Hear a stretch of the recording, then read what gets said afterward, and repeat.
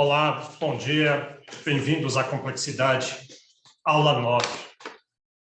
E hoje, então, nós temos a nossa aula, a primeira aula, que é a apresentação de um tema. O Renan vai conduzir isso aqui. Eu vou falar só umas três outros assuntos antes. E daí vamos passar para o tema, obviamente, tema do Hausmann Hidalgo, continuação da aula passada. Eu apresentei as coisas mais básicas lá, e o Renan já preparou várias outras coisas. O caso dele vai ser um pouco diferente, eu acho, da maioria dos casos. Eu não sei ainda, talvez outros já estejam mais avançados, mas é que o Renan já está pensando sobre isso há muito tempo, já está preparando, fez tese de mestrado já nessa área, então, por que eu estou falando isso? Os outros podem ficar preocupados. Poxa, mas eu não estou tão avançado assim, não estou pronto. Mas é exatamente isso. O Renan que está errado. Não era para ele fazer isso. Os outros é que estão... Certo? Alguns de vocês não têm ideia. A ideia disso é justamente estar vago e vai ter outra dinâmica comparado com a aula hoje. Mas, então, ele não está errado, obviamente. Os dois jeitos são bons.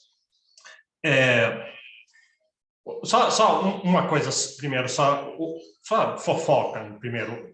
Hoje, eu não sei se vocês viram no Twitter, aconteceu essa semana, ontem, anteontem, um professor de Yale, e ele tem 10 mil citações, tem livros, tem um monte de coisa assim, currículo já muito grande, e ele não conseguiu tenure em Yale.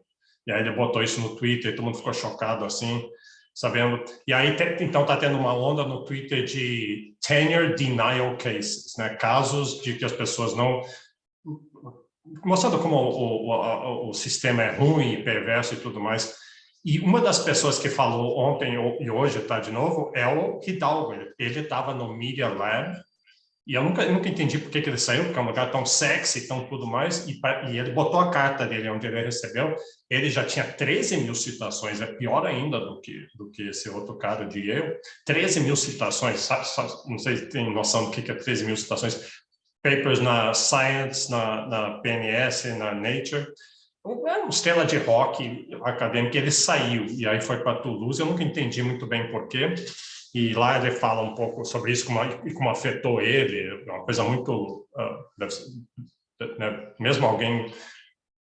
Como ele devia ter muita segurança de si mesmo, mas como é que afetou? E acabou que, logo depois que ele saiu, até talvez foi bom, porque acabou que descobriram que o Jeffrey Epstein... Foi logo em seguida Epstein se matou, aquele cara você sabe, né, da pedofilia, não sei o quê, bilionário, pedófilo... E ele doava muito dinheiro para o Media Lab, e aí teve alguns escândalos. Mas isso é só porque a gente vai falar sobre algo hoje interessante.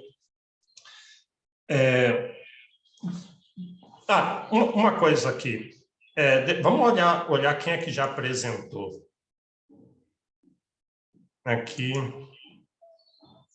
as complexidades avulsas. Hoje não tem ninguém, eu vou apresentar uma coisa aqui que eu quero mostrar. Então, nós temos essas pessoas todas já apresentaram. O João Vitor eu não botei aqui ainda, eu vou botar. E tem... Professor, diga. Rapidinho, o João Vitor está falando que está dando autorização para entrar na aula. Tá. Às vezes eu me empolgo e não vejo. Deixa eu achar aqui.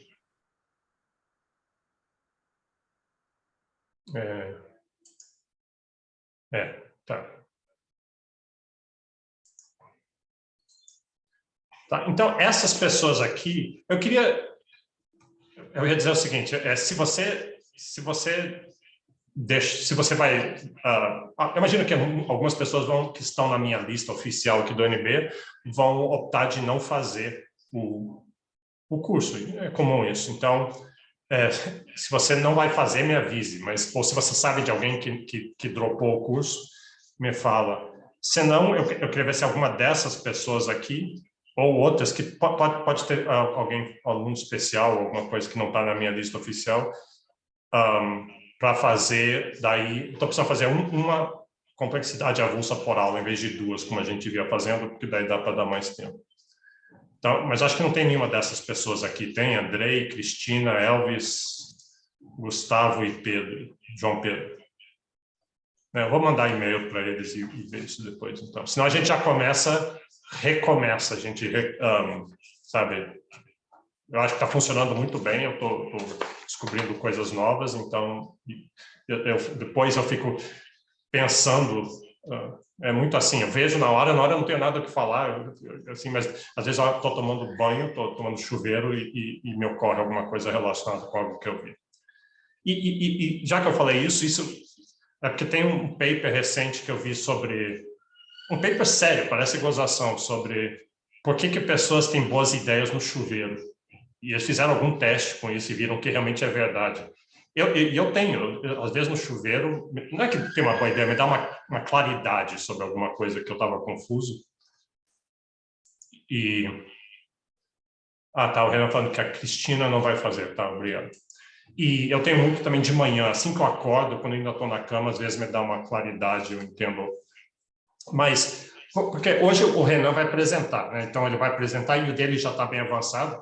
Então, necessariamente vai acontecer horas que a gente não vai estar entendendo, né? Por mais que ele vai se esforçar e a gente pode perguntar. Renan, eu realmente acho que você não vai chegar até o fim. Eu vi seus slides, está muito interessante tudo, mas tem muita coisa ali, você provavelmente não vai chegar até o fim.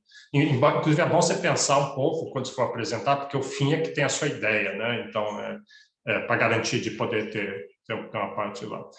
Aí, uma das coisas que eu fiquei pensando sobre isso eu não sei se você viram na Wired, a Wired Magazine tem uns videozinhos, às vezes, que eles falam, está de um cientista qualquer, Wired é meio de geeks e cientistas, assim, e eles chegam assim, aqui está o maior cientista de tal área, e física quântica, alguma coisa assim, e ele vai explicar em 4 níveis tal ideia.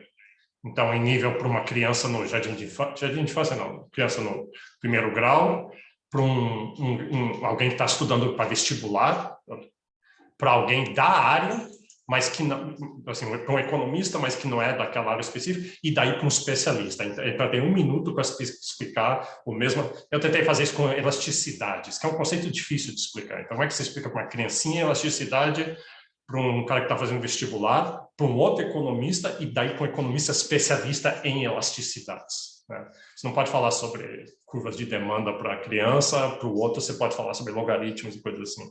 Então, em qualquer momento, se ficar... O Renan vai estar falando, isso é muito difícil, eu vou falar, não, eu quero nível 2 agora, eu quero nível 1, eu sou uma criança de... Explica isso aqui. Tá, deixa eu mostrar então só mais 2 coisas rápidas antes de a gente começar. É esse curso aqui. A gente, uma das coisas que a gente vai ter, das áreas, vai ter texto como dados, né? Texto como dados. E a gente vai ver que essa é uma área que tem muito a ver com complexidade e mais, mesmo quando não é complexidade. Acho que o Alexandre já demonstrou interesse nessa área, mas talvez outros. Em todo caso, o Santa Fe Institute tem um curso que eles lançaram recentemente e está acontecendo, e você pode se inscrever, não paga nada. Ou eu comecei a fazer, ele está tudo disponível no YouTube.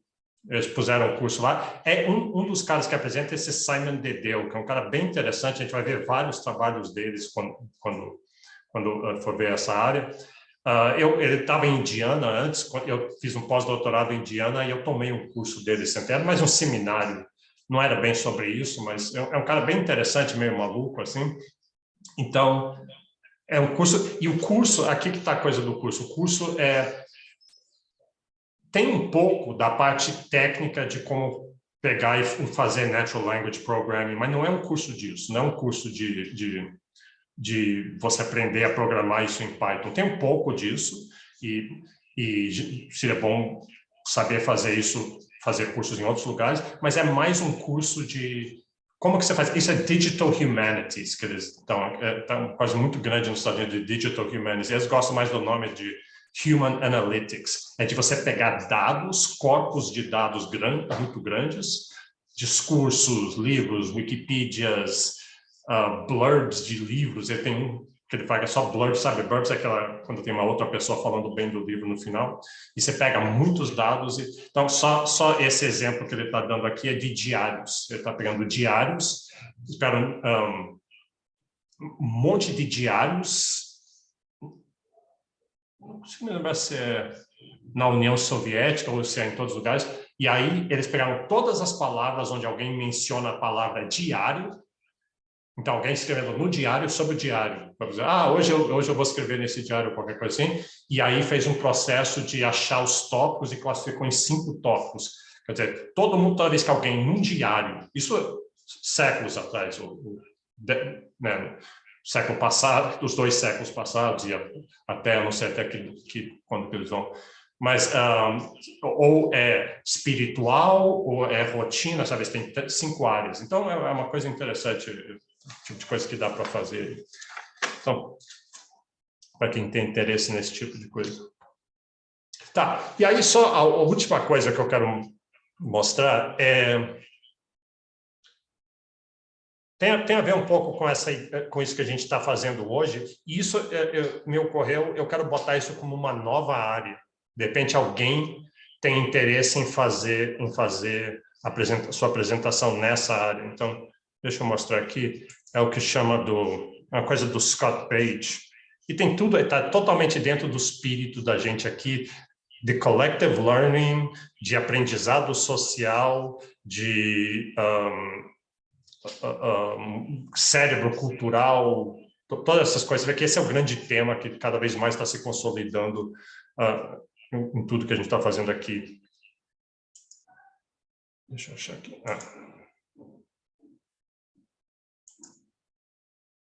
É isso aqui o Scott Page, que tem vários livros na área de diversidade Vou botar rapidinho assim. Ele tem um negócio... Na verdade, não foi ele que criou isso aqui. Acaba que várias áreas diferentes já tinham esse resultado, mas ele coloca de um jeito bem interessante, que é isso aqui. Isso aqui é aquela ideia de... o jeito que ele sempre motiva isso, o Francis Galton, que era o grande estatístico, lá no começo do século XX, ele foi para uma feira e tinha aquele jogo de adivinhar o peso de um boi, e aí todo mundo adivinhava o peso do boi, e todo mundo errava muito, mas aí ele pegou a média e viu que a média, ou seja, a multidão, o que eles estão chamando aqui do chute da multidão, que é a média, acertou muito próximo da realidade. Então, toda a ideia do wisdom of crowds, a sabedoria das multidões. Então, eu chamo essa área de sabedoria da multidão. E já coloquei lá no Google Drive uma área com isso. Eu vou mostrar um paper que eu achei... O que me motivou isso é que eu achei um paper sobre bancos centrais recentemente. Então, só para ter uma ideia rápida do que é. Essa equação... ela deriva de identidades. Então, isso aqui não é uma hipótese nem nada, isso aqui surge de identidades. Então, suponha que tem um valor verdadeiro de alguma coisa, é o teto, é o peso do boi, ou qual vai ser a inflação do ano que vem, quem vai ganhar a eleição no Brasil, alguma coisa que a gente quer prever, qual que vai ser a taxa de juros, ou alguma coisa assim. Aí você tem uma multidão, você tem várias pessoas, vários especialistas, não especialistas, você pergunta para um monte de gente, e esse C é a média. Então, o que está do lado... E aí a gente põe o erro, quanto que a multidão errou, né? Quanto que eles estão... A média dos chutes individuais estão errados, e a gente põe ao quadrado para ficar positivo sempre. Então, é o erro ao quadrado, como é comum fazer nessa... Então, o que é o erro da multidão? O erro da multidão é igual...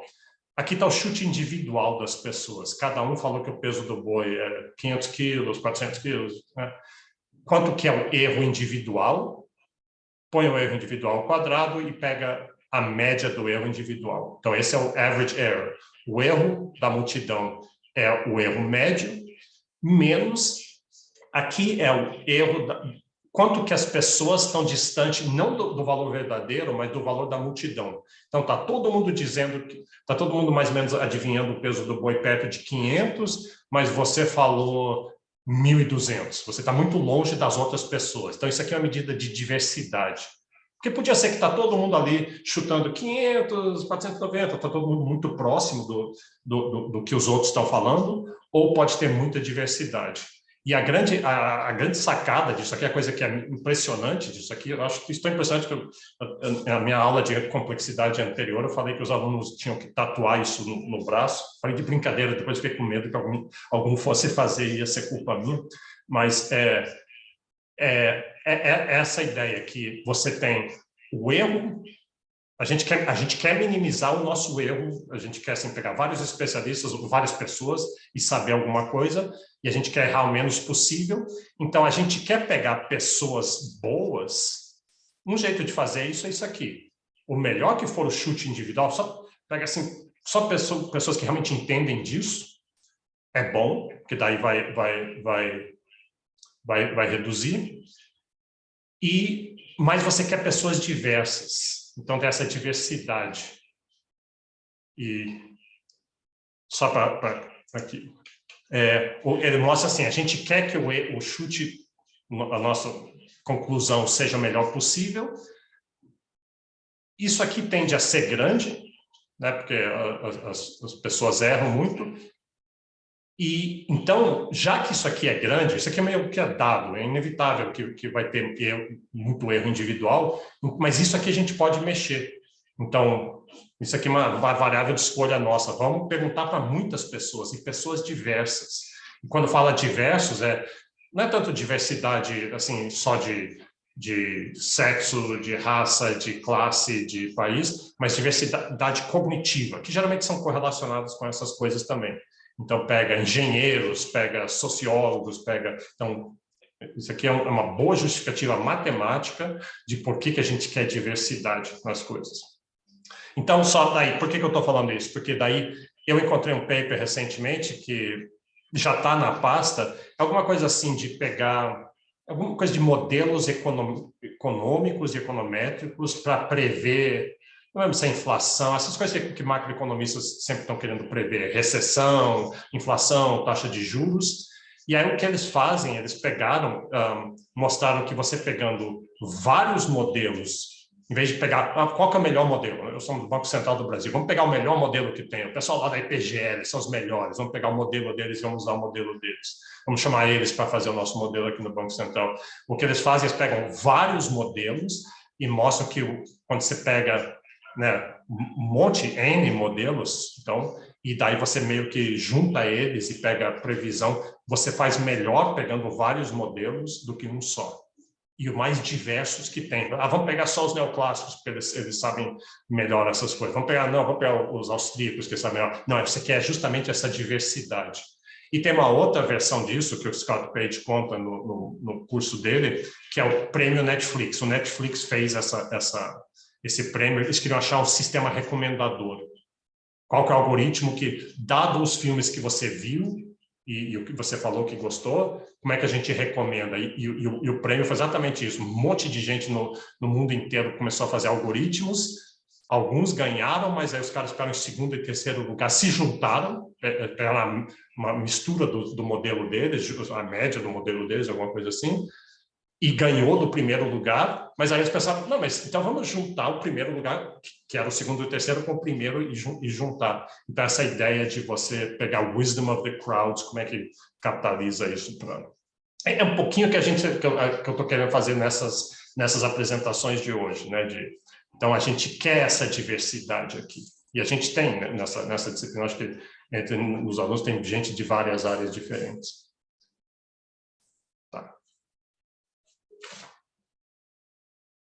Não sei se tem alguém interessado nessa área macro, me pareceu uma área interessante para isso. Então tá, então vou passar a bola para o Renan. Deixa eu falar, eu acho que eu esqueci de fazer o upload das aulas passadas, nos 2 arquivos, eu vou fazer hoje. Se alguém estava procurando aquilo ali, vou fazer hoje. Então, deixa eu liberar aqui, Renan. E lembra que, então, só o... Está liberado. Só as regras básicas, o Renan vai apresentar, mas isso não é uma apresentação. Ele não tem direito à expectativa de que não vai ser interrompido, de que vai chegar até o fim do que ele está planejando, nem nada assim. A gente pode... vale tudo, é aquela ideia do pensamento divergente nesse momento aqui. Ok, Renan, pode. Está todo mundo me escutando e vendo a tela? Sim. Certo. Vamos lá, então. A minha apresentação é na área de complexidade econômica e aprendizado coletivo. E eu já tentei colocar um nome em inglês aí para pensar num artigo, quiçá, enfim. E essa frase inicial veio do livro Duna, que eu coloquei no final da apresentação. Eu vou começar por um contexto aqui, depois falar um pouco do que aconteceu na literatura, desde os trabalhos seminais de Hausmann e Hidalgo, e aí trazer a minha ideia, alguns resultados preliminares e quais seriam esses próximos passos. Então, vamos para o contexto. Qual que é a ideia aqui de Hausmann e Hidalgo? Porque eu acho que o Miller já falou na aula passada um tanto disso. É tentar entender o desenvolvimento econômico de forma agnóstica, né? Então, tanto o Hidalgo, nesse paper de 2021 agora, como o Hausmann, em outro paper de 2021, eles trazem isso à tona. Acho que é uma coisa que eles, volta e meia, persistem em falar, né, que é esse entendimento, né, assim, é muito difícil observar um processo gerador, aqui nesse caso para o desenvolvimento, né, e aí, então, vamos pegar um conjunto de dados e tentar, ao máximo, tratar eles de forma agnóstica. E eles se inspiraram, acho que dá para perceber muito bem, pela genética, né, pelo avô da genética, o Mendel, que estudou ervilhas, cruzamento de ervilhas, e aí observando essas características de fenótipo, né, você consegue ter alguma conclusão sobre o que seria o genótipo, né? Então, da mesma maneira que você está vendo exportação de produtos e você consegue tentar ter conclusões sobre as capacidades, né, de cada país. Como que eles fazem isso, né? Então, eles pegam e constroem uma rede bipartite, é uma matriz, tá? A rede bipartite é uma coisa de teoria de redes, mas é uma matriz, eles pegam a vantagem comparativa revelada, né, de cada país na exportação de produtos e montam de um lado o país e de outro produtos. E aí, a partir dessa matriz, você tem dois grandes produtos dessa literatura. O primeiro é o índice de complexidade, tanto do país como do produto, né, para cada dimensão. E o segundo é o espaço-produto, né? Para calcular esse índice de complexidade, eles usam uma técnica de redução de dimensionalidade, basicamente bipartite também, acho que faz todo sentido nesse caso. E esses índices servem, como vocês já viram, para mensurar o desenvolvimento econômico, né? Já o espaço-produto, ele relaciona os bens que são exportados ao mesmo tempo, né, pelo país. Então, é como se tivesse uma probabilidade condicional, né, a partir dessa matriz de proximidades que o Miller falou também na aula passada. E aí você pega e tenta relacionar todos esses produtos numa rede completamente interligada, tá? Para que ela serve, basicamente? Para compreender melhor a difusão do conhecimento produtivo a partir do desempenho dessas atividades, né, da exportação desses produtos. Uma coisa muito importante, muito interessante aqui, é que esse ferramental que eles criaram, ele pode ser aplicado a diversas redes bipartites, eu diria todas. Então, se você tem uma matriz bidimensional certinho, você pode tentar aplicar isso aqui, ver no que dá, tentar aliar, enfim. Beleza, então eu vou para a parte de literatura agora, e eu acho que o mais interessante de ver, talvez, é esse último ponto, né? Então, como é que eu posso aplicar esse ferramental a outras bases de dados, né? Então, essa é a parte que parece ter mais crescido dentro dessa literatura de complexidade econômica. Você pega qualquer outro conjunto de dados matricial, você já tem provavelmente aí um contexto de uma literatura que já foi muito estudada, e você pega esses resultados e tem novas coisas, né? E é interessante aqui essa propriedade metalinguística dentro do estudo da complexidade, né? Dessas possibilidades adjacentes. Então, você tem agora uma nova literatura, e se você recombinar ela com outras, você vai ter novos achados, né? Novas conclusões. Então, essa tabela aqui eu tirei do paper do Hidalgo, do ano passado, tá? No qual ele faz uma revisão geral, né, sobre a literatura. E ele traz aqui 3 índices de complexidade, tá? Na parte locacional, né, na parte das cidades, regiões metropolitanas, países. Então, para cada um deles, você pegou uma base de dados diferente. O terceiro é o que a gente já conhece, de exportação de produtos por país. Mas o primeiro e o segundo são outras aplicações. Então, o primeiro é salário, basicamente, por indústria, e aí você percebe qual é a área metropolitana dos Estados Unidos que tem maior complexidade de acordo com esse conjunto de dados. E, por outro lado, de patentes criadas por tecnologia, por área de tecnologia. E aí também você teria, por área metropolitana aí dos Estados Unidos, quem seria o mais complexo. Tá? Dentro do Brasil, tinha um índice muito interessante que era de exportações por municípios, do DataViva, só que ele foi descontinuado. Tá? Se vocês quiserem, acho que o site ainda está no ar. E acho que Renan, eu queria Oi. perguntar a você sobre isso. Eu achei muito esquisito ser descontinuado. Se você estava bem feito e era um negócio assim que eu acho que podia ter.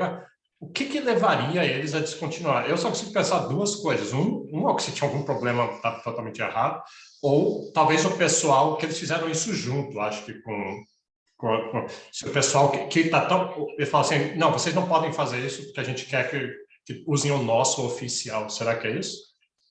a Lorena levantou a mão agora. Diga, Lorena. Oi, Bernardo, Renan. Eu quero construir um índice de complexidade para as micro-regiões brasileiras, Bernardo, e em função disso e das conversas que eu tive com o Renan, eu falei com os professores da UFMG, inclusive eu esqueci o nome dele agora, com a pessoa que esteve mais ativa na construção desses indicadores. E eles não explicaram com detalhes, não, mas assim, o que eles falaram é que era um programa que era financiado pelo governo de Minas Gerais e que isso morreu com a troca de governo. E eles foram percebendo também, eu conversei com 2 ou 3 professores da UFMG, que a medida, utilizando dados de comércio exterior, ela não era a mais apropriada.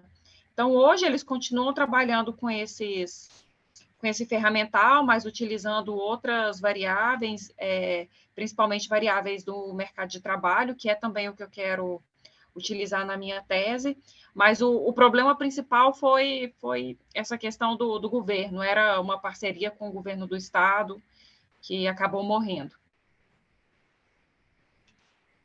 Ótimo, Rafael. Renan, só uma observação, na verdade, uma curiosidade. A questão da tributação, cada estado ele recebe um percentual, e município recebe um percentual da exportação. Isso não teria dados nas questões da divisão tributária de arrecadação? Eu acho que porque quando você vai tendo cadeias dentro da parte da economia, do incremento do produto, isso vai incidindo em impostos diferentes. Então, acho que talvez fosse um banco de dados que pudesse ver a complexidade. Quanto mais cadeias, quanto mais circular essa mercadoria, ela vai ter mais questões tributárias, repartições de tributos. Não sei se eu fui claro, mas eu acho que isso poderia ser até um banco de dados aí do Tesouro, a questão da distribuição da carga tributária. Enfim, só uma observação aí. Imagino que tem, assim, Rafael, acho que pode ser interessante esse conjunto de dados. Não sei se seria público, né? Assim, ao ponto de você ter por indústria, município, enfim, mas eu acho que pode ser, sim, interessante, com certeza. Só fazer um comentário. Essa informação que a Lorena trouxe do acabou o financiamento, isso para mim, esse é o exemplo de coisa que acontece com política industrial, né?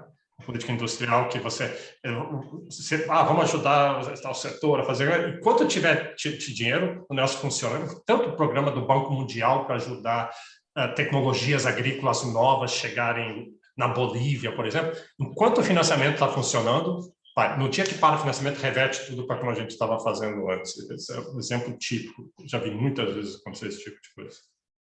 Por isso que é bom quando cresce de baixo para cima, né? Porque daí ele é resiliente a esse tipo de coisa. Só uma coisa sobre as exportações por município. De fato, a qualidade do dado não vai ser muito boa, não tem como. Eles devem fazer a compilação por CNPJ. O CNPJ está em uma cidade, mas ele produz em várias, né? Então, é sempre mais complicado você validar isso. O pessoal da CSEX deve ter bastante dificuldade. Só uma outra coisa sobre isso. No curso do Hidalgo, ele é um cara brincalhão, está sempre rindo e fazendo piadas assim. Tem uma hora que ele perdeu e ficou bravo com uma pergunta que teve lá, que foi uma pergunta que acho que de tanto receber essa pergunta foi a crítica de mas esse seu índice é feito com exportação. Muitos países, sabe, e toda a produção interior. Aí ele realmente perdeu, assim, ficou falando rispidamente, dizendo que, né, que já fizeram isso com tantos outros dados também.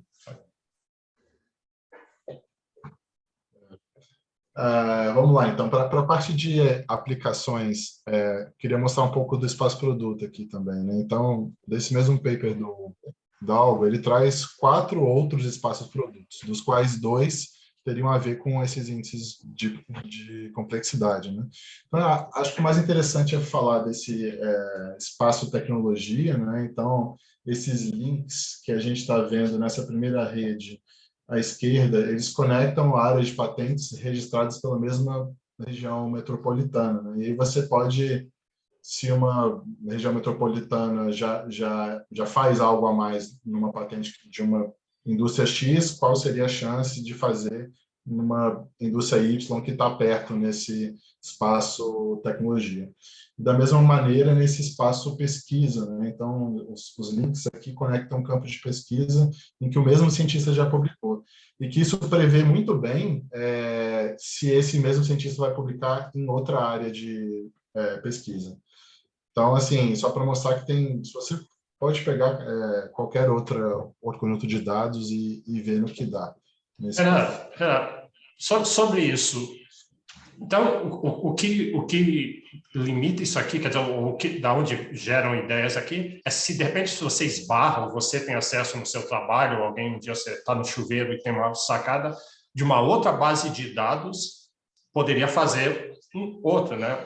Você consegue pensar em outras coisas, assim, eu fiquei pensando em alguma coisa a ver com cultura, assim, ou sei lá, alguma outra medida, instituições, espaço cultura, espaço confiança, depende de ter dados que né? Você teve alguma ideia com isso?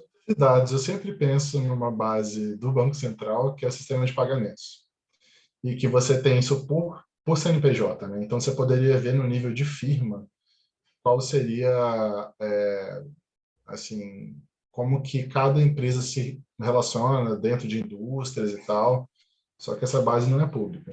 Eu já pensei nisso e eu nem sei se eu consigo ter acesso à base, por exemplo. Uma coisa que eu pensei era assim, seria a ver com sabe, profissões, sabe, que é muito comum filhos fazerem a mesma coisa que pai.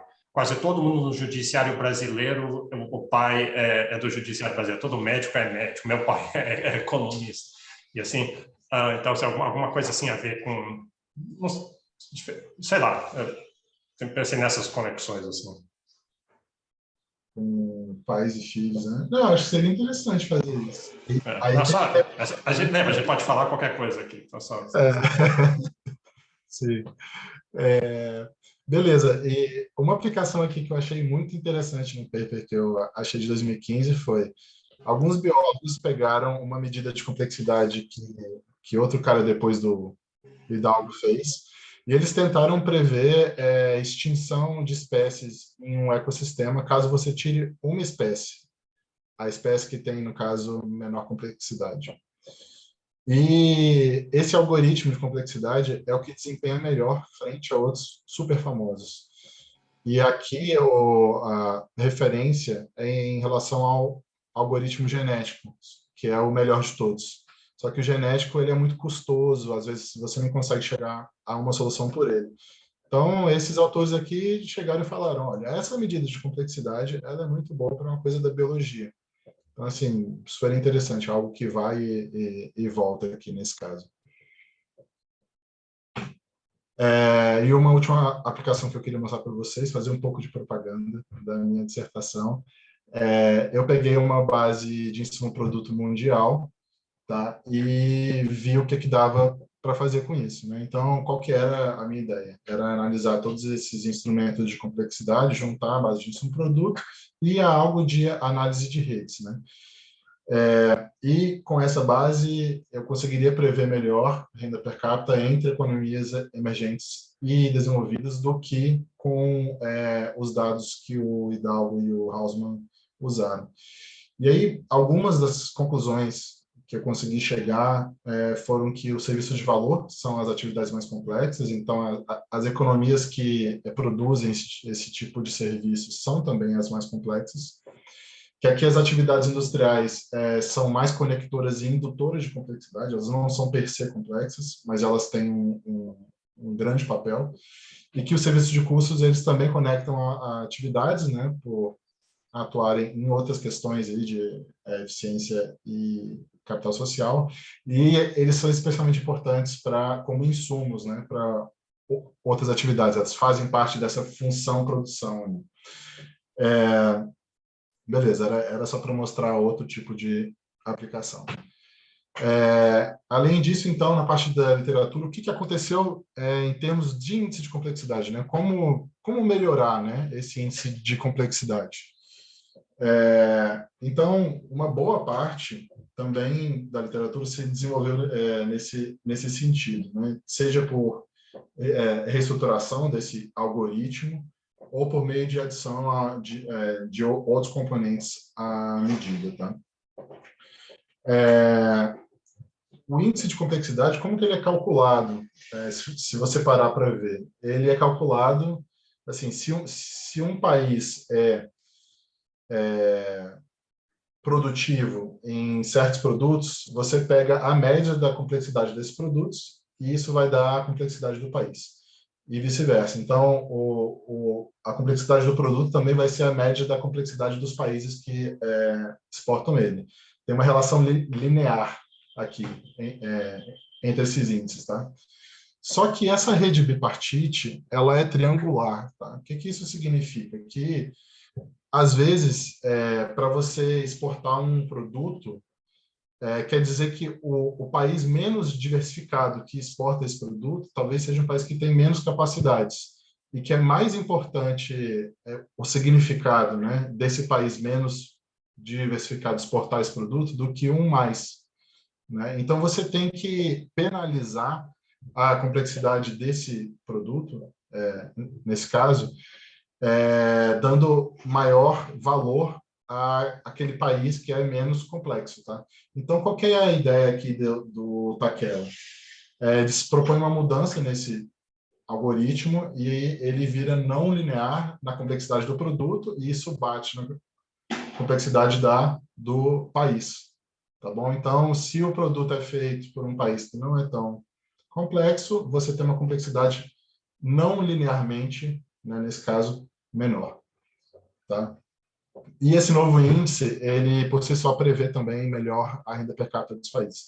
Tem vários papers que foram feitos depois aqui, trouxe aqui um paper de 2012, outro de 2013, mas até hoje tem análise principalmente dentro da União Europeia de política industrial nesse sentido. Eu coloquei no drive do Bernardo, se vocês quiserem ver depois.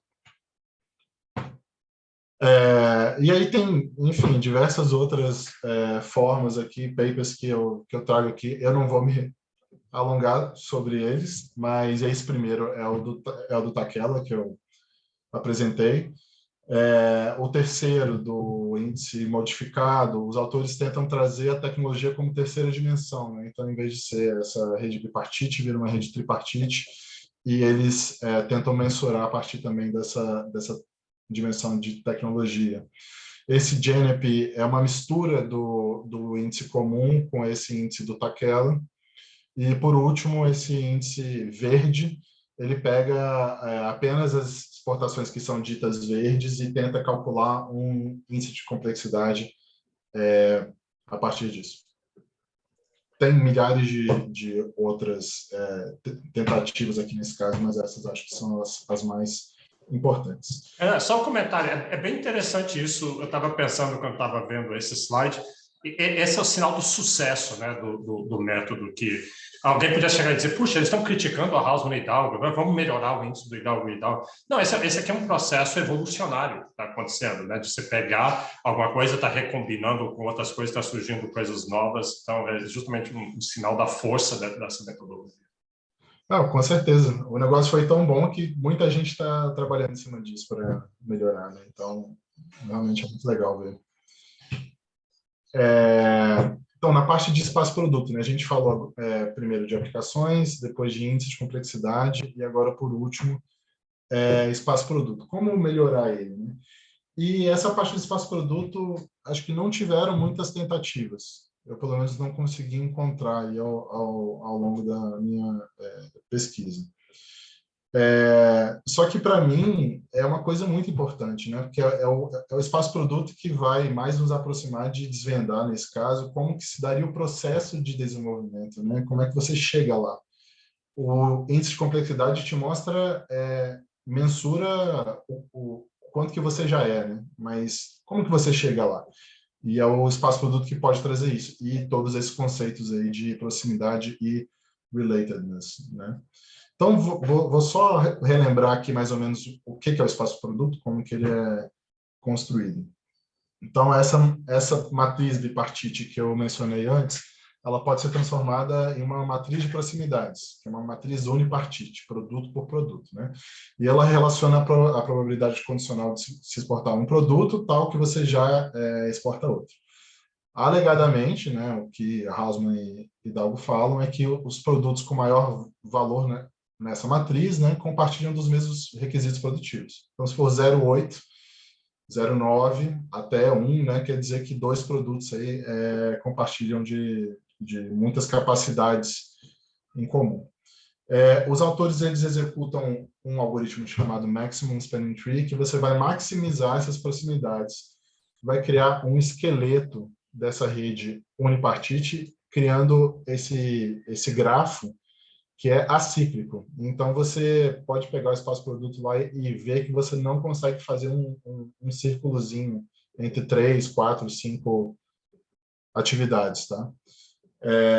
E aí eles povoam essa rede com proximidade maior ou igual a 0,55 ou 0,65. Eles fazem um estudo de proximidade e chegam a essa conclusão.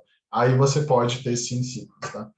E assim nasce o espaço-produto. Basicamente, a ferramenta é essa. Eu sei que pode ser meio estranho, mas espaço-produto é isso, tá, gente? É assim que você faz. Então, o que eles querem falar aqui? Se um produto está no seu espaço adjacente de produção, dentro dessa rede, né, se você já exporta produtos similares e conectados ao produto-alvo, aqui é a densidade, né? A chance de você passar a exportar este produto é majorada. Então, o Miller falou isso na aula passada também, mas eu acho que é muito importante repetir. Se na vizinhança do que você quer passar a exportar, você já exporta muitas coisas, isso quer dizer que você tem uma densidade alta nessa vizinhança. E é muito mais fácil de você passar a exportar aquele produto. E esse é o conceito de relatedness, tá?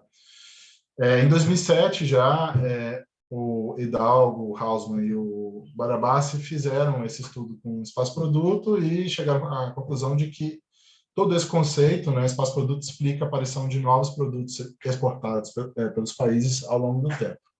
Então, essa é a base. Eu tenho uma pergunta. Tem aquele espaço-produto, para quem já viu há muito tempo, clássico, né? Então ele é esticado assim, tem uma bola de um lado, tem um meião, tem um outro pedaço ali. Até também falei para os meus alunos da turma anterior que eles tinham que tatuar no outro braço o espaço-produto. Tá? Mas recentemente, entrando lá no site deles, eu vi que é mais ou menos igual. Ele não está mudando, o espaço-produto tiver mudar ao longo do tempo, né? Ou não? Eles têm um paper, acho que eles fizeram um estudo de se o espaço-produto muda muito ao longo do tempo. E eles chegaram à conclusão que não. Só que, assim, sei lá, da década de 60 para a década de 90 para agora, com certeza algo mudou, né? E eu acho que isso é muito importante, naquele sentido de dancing landscapes, né, que você fala muito. Às vezes os produtos passam a ser similares a outros, até porque países vão se desenvolvendo, outros não, enfim. Muitas capacidades passam a ser embutidas em máquinas, nos instrumentos, e aí não, né, esse tipo de coisa deveria mudar. Sim, tem todo o processo de comoditização, né, da indústria digital também, então acho que isso seria uma coisa importante para seguir avaliando.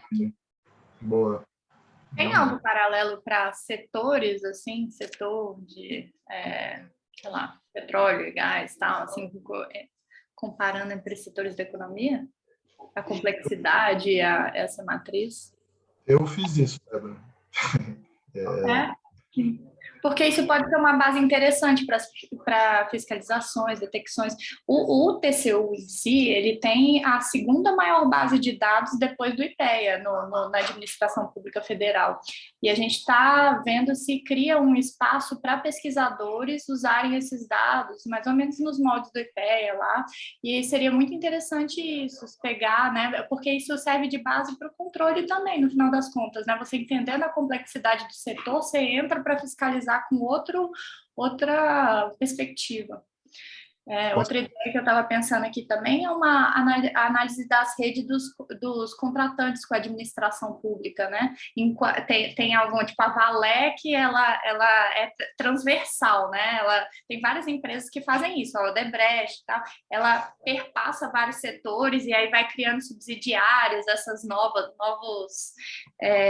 até com um novo nome, mas em tese é uma continuação, né? Eu acho que seria bem interessante também.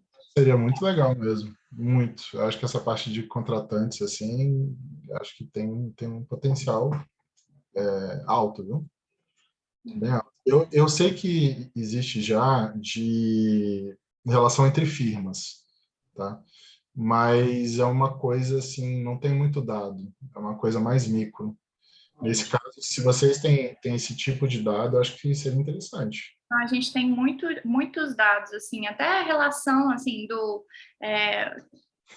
dono de uma empresa é parente de tal, porque tem dados da Receita, tal, então dá para fazer uma pesquisa bem aprofundada, eu acho que seria bem interessante, né? Legal, depois a gente conversa sobre isso, tenho curiosidade. Tá, beleza. Então, qual que é uma grande pergunta aqui que eu achei em dois papers recentes, né? Como a difusão produtiva ocorre no espaço-produto, né?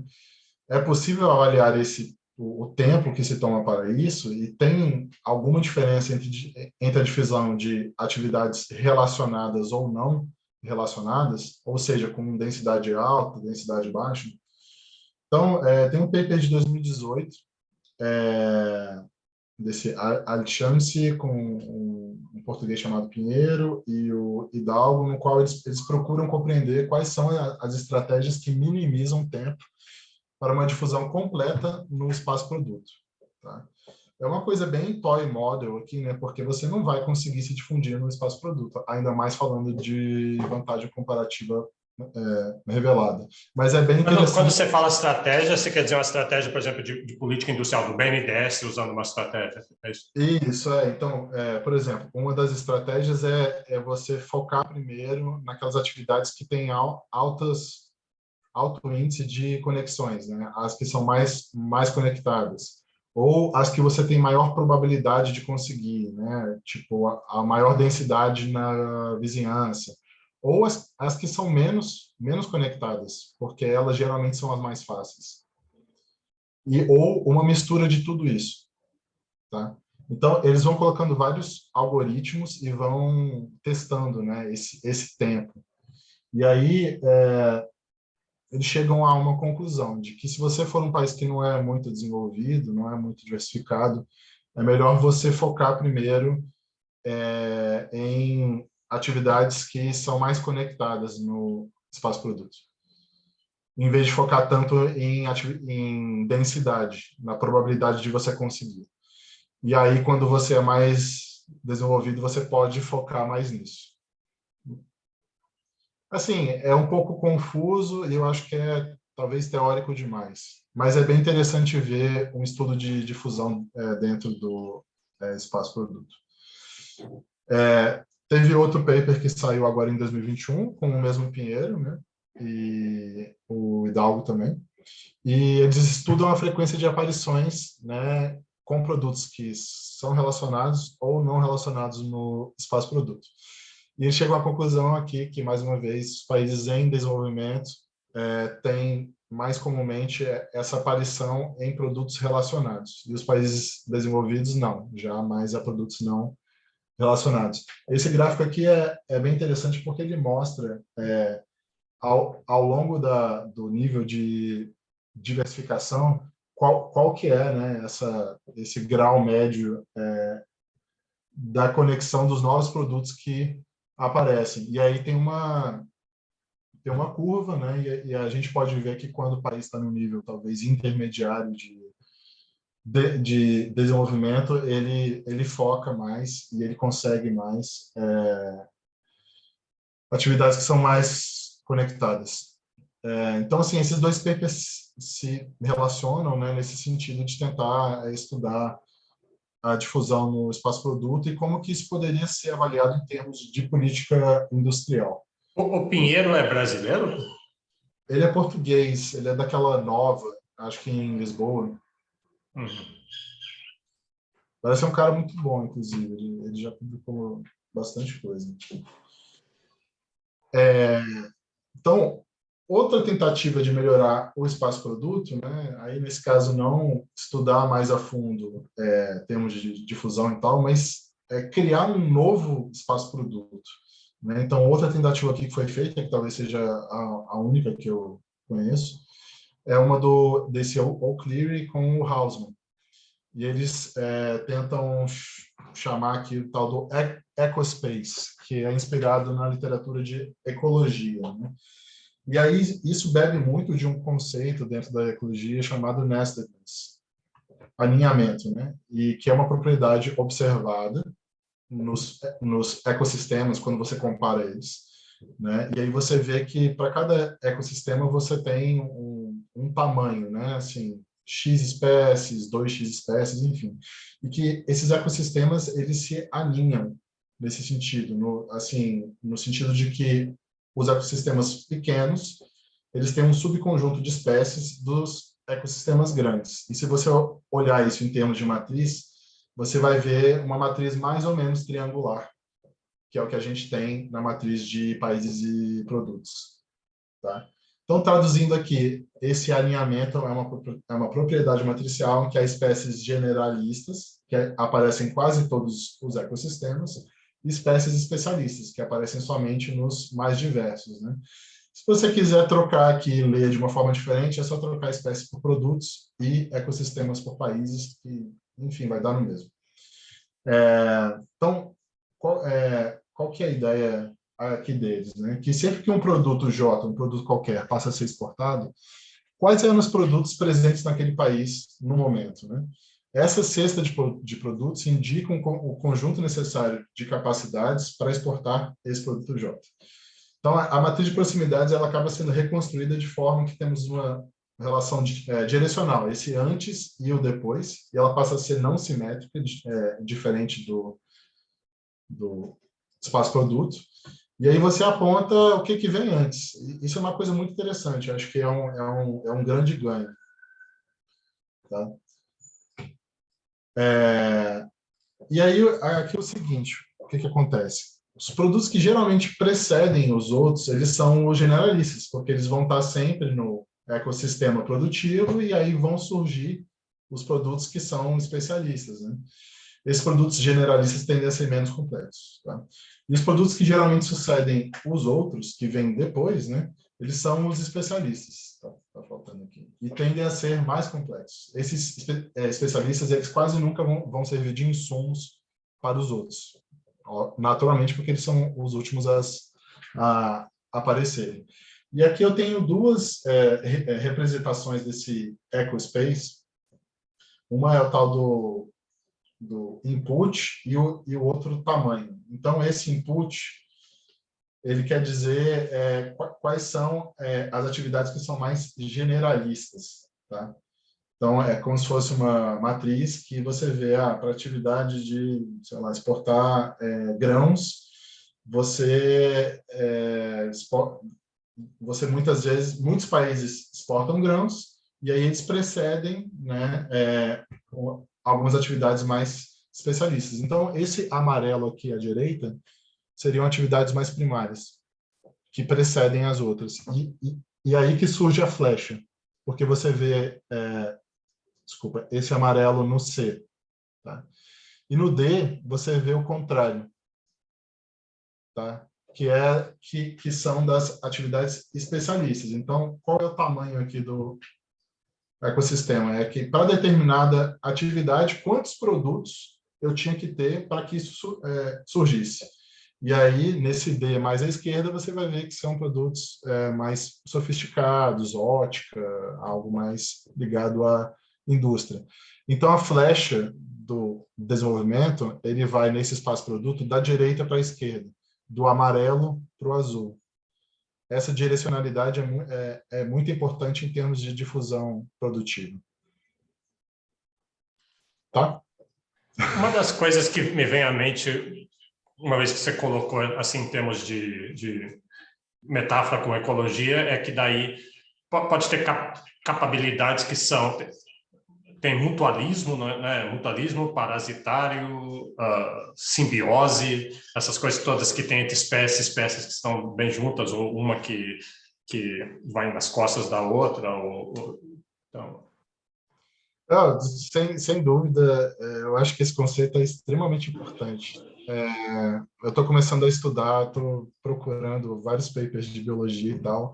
Eu acho que ele tem tudo a ver com essas matrizes que a gente está estudando aqui. E é muito interessante a gente saber do que é rede trófica, né? Sei lá, a onça come um pequeno roedor come capim, por aí vai, e do que é rede mutualística. Eu acho que a gente pode tentar pensar nesse sentido algo para a produção, mas eu ainda não maturei muito essa ideia. O que me vem à cabeça é que uma das coisas importantes, mais do que energia, que é na rede trófica, é muito energia, né? O sol, o grama, energia, é informação, né? Informação e talvez até informação tácita. E incentivos também legais, né? Às vezes fazer essas interações de incentivos fiscais, direito de propriedade, essas questões assim, né? Eu acho que isso vai variar de setor para setor e estado para estado aqui no Brasil, por exemplo. Tem uma literatura também crescendo de rede multicamada, a parte mais instrumental aqui, basicamente só físico usa isso hoje em dia. Mas eu acho que seria muito interessante adicionar várias camadas. Hoje a gente tem uma rede bipartite, mas pode ser quadripartite, ou enfim, por aí vai. Renan, uma dúvida aqui. A Austrália seria um ecossistema input, porque ela exporta muito manufatura e etc. E como ela seria vista nessa questão espaço-produto, né? Um país desenvolvido que necessariamente é um exportador de produtos, teoricamente, mineração e carne, que não são produtos complexos, né? Ótima pergunta, Rafael. A Austrália, eu acho que é um caso a ser estudado, principalmente nessa literatura que você usa exportações. Então, acho que quando você usa exportações, você subestima a complexidade da Austrália. Não é dos países mais complexos quando você pega esse tipo de dado, tá? Justamente porque você está pegando um país que exporta produtos que são poucos complexos nesse conjunto de dados. Então, você vai exportar produtos agrícolas e, basicamente, produtos de extração mineral, né? No exercício que eu fiz, que eu peguei insumo e produto, você já consegue ver bem melhor como que os serviços entram. E aí, quando você pega isso, a Austrália vira um país complexo, de diversidade pequena. Então, de alguma maneira, eles conseguem se conectar nesse espaço-produto diretamente entre atividades primárias para as atividades de serviço, e é isso que torna eles complexos. Nesse estudo do Hausmann e do Hidalgo seminal, né, que é com exportação de produtos, você não tem muito essa coisa de pegar os serviços, porque você não tem serviço, né, no produto, eles estão todos embutidos, né? E a outra coisa que o Miller já falou é que você não pega a economia doméstica, né? Então, dependendo do tipo de conjunto de dados que você pega, você pode ter resultados diferentes. Então, essa é uma coisa bem, bem interessante a ser estudada, né? Austrália, Japão, que é super complexo, mas se você pegar serviço, você vê que não é bem por aí. Tá? Não sei se eu respondi ou se eu me empolguei aqui com outra coisa. Beleza, vamos voltar aqui. Então, além desse aspecto direcional, que eu acho que é uma coisa muito interessante nesse EcoSpace aí, os autores afirmam que esse novo espaço-produto consegue prever aparições melhor do que o espaço-produto tradicional, né? E eles usam uma métrica chamada AUC, que, enfim, mensura falsos positivos com falsos negativos, verdadeiros positivos e negativos também. E nessa curva, eles chegam ao valor de 0,715, o maior valor é 1, quando você consegue predizer todas as aparições de produtos no futuro. E já o espaço-produto teve algo um pouco menor que esse 0,623. Só para fazer aqui uma comparação entre esses dois métodos de se medir relatedness e difusão. Vamos passar para a ideia, então, agora. Eu tenho mais quantos minutos, Miriam? 10, 15.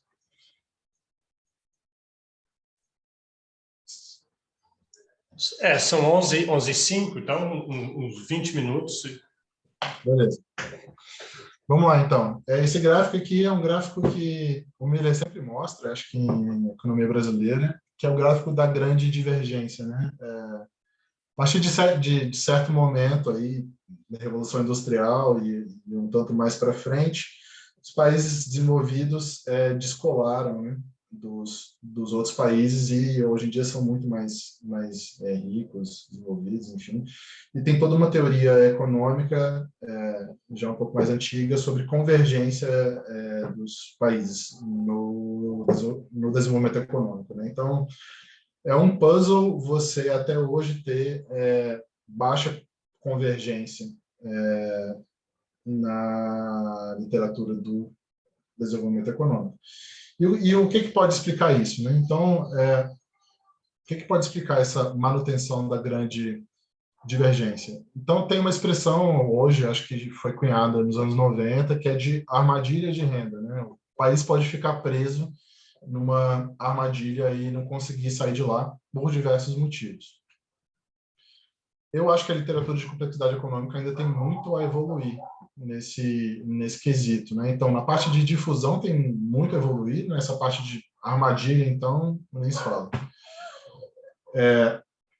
Então, vamos voltar um pouco aqui para o espaço-produto, né? Qual que é, atualmente, a única restrição de difusão no espaço-produto? É o próprio relatedness, é a própria constrição ali da sua vizinhança e do que você já exporta. Mas será que poderia haver, não sei, algum outro tipo de restrição?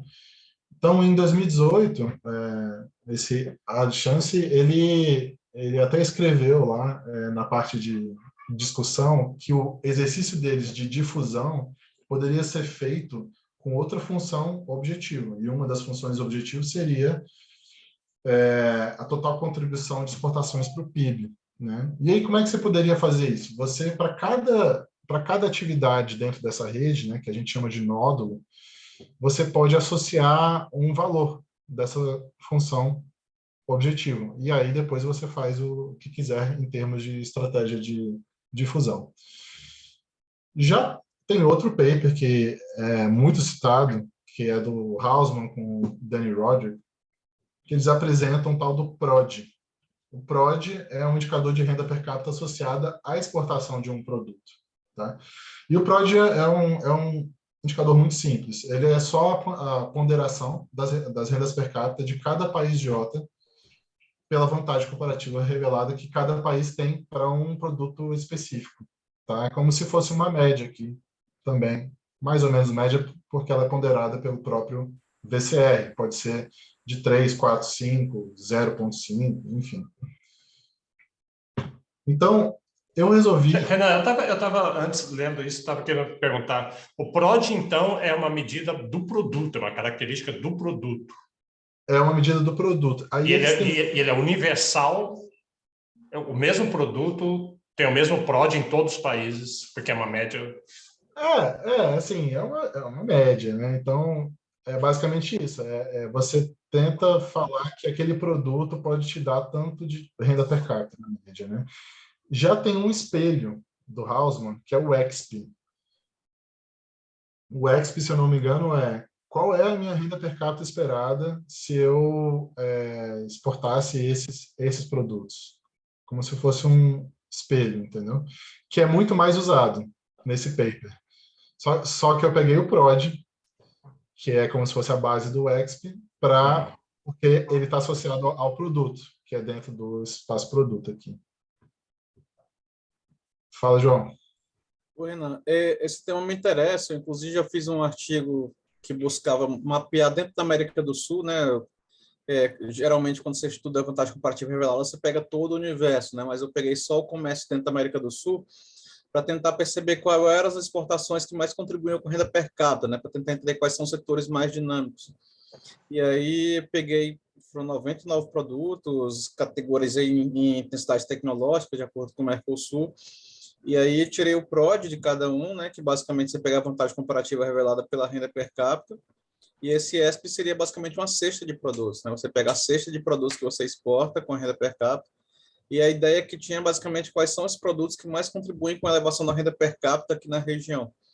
Aí um dado interessante é que o Brasil, apesar de ser um país que não que tem uma complexidade média, né? Dentro dos países de renda média a gente tem alguma indústria, mas grande parte da nossa exportação da região era voltada para indústrias de média e alta tecnologia, que é automobilismo, indústria química, e que tinha um PROD bastante elevado aqui na região, né? Se você pegar o Brasil para o mundo, é nada, né? O Brasil é minério e agro, mas aqui na região a produtividade dos produtos de média e alta tecnologia era bastante elevada, e quem concorria com a gente era a Colômbia, né? Colômbia, em alguns setores, tinha uma ESP, né, uma cesta de sofisticação mais elevada, porque, apesar do Brasil ter uma indústria maior, a Colômbia é mais voltada para o comércio regional do que a gente.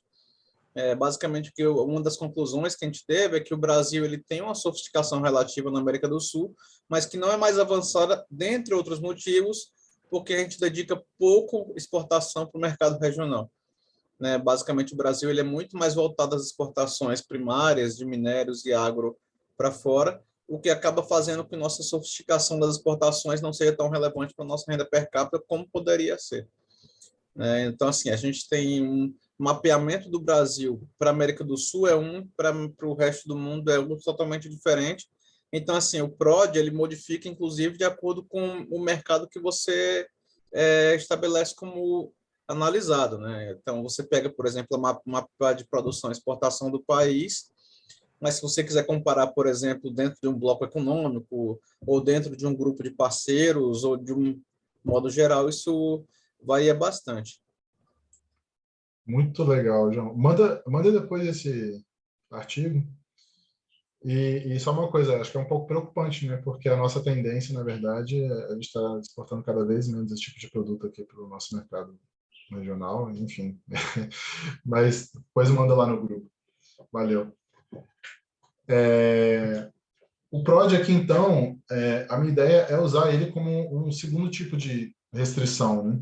Então, PROD, ele pode ser interpretado aqui como um payoff, como um benefício que uma economia tem em passar a exportar esse determinado produto, que tem esse PROD. A gente pode pensar o seguinte, que os agentes econômicos, eles atuam de forma a alocar os recursos produtivos para utilizarem a sua renda, né? Aquela coisa bem micro, maximizar, enfim. Então, no espaço produto, esse processo recai na maximização do PROD dentro das possibilidades de restrições de vizinhança desse produto exportado pelo país. Vamos supor, então, que no momento T0, uma economia especializada em um produto somente, produto I, que tem uma vizinhança de J outros produtos. Então, eu vou me especializar somente no produto, no próximo passo aqui, que contém o PROD máximo na vizinhança do meu produto original. E eu vou fazer isso sucessivamente, até cair num máximo local, onde eu não consigo mais melhorar o meu payoff. Tá? Aqui a gente tem um argumento que é mais ou menos aqui antagônico a essa complementariedade produtiva das propostas anteriores do Hausmann e do Hidalgo, de que tudo é difusão, de que tudo pode ser feito ao mesmo tempo. Tá? Então, existe um mecanismo de disputa, né, por esses recursos, e ele é internalizado aqui nesse espaço de possibilidade de produção. É justamente esse mecanismo que vai gerar esses máximos locais, que são as armadilhas de renda. Adicionalmente, essa restrição imposta pelo PROD, ela pode refinar as previsões de aparição de produtos exportados. Eu vou explicar um pouco mais isso lá para frente, tá? E como é que eu posso capturar isso? Eu vou implementar aqui um algoritmo chamado Steepest Ascent Hill Climb. Então, pensa que você está escalando uma montanha e para cada ponto, para cada passo que eu der, eu vou escolher aquela possibilidade que eu tenho que vai me deixar mais próximo, né, mais no alto. E é isso que esse algoritmo, essa heurística propõe. Vou falar aqui, então, dos meus primeiros resultados preliminares, né? E aí eu dei esse nome aqui para o paper, como eu já disse. Então, como que eu fiz? Eu peguei dados do site, de um site de Harvard, que é justamente o Atlas de Complexidade Econômica. Tem todos esses dados que a gente está falando aqui, tem dados de exportação, VCR, tudo limpo, o próprio espaço produto, você já tem lá para um ano, eu acho, tá? E para renda per capita, eu peguei esses dados do Banco Mundial.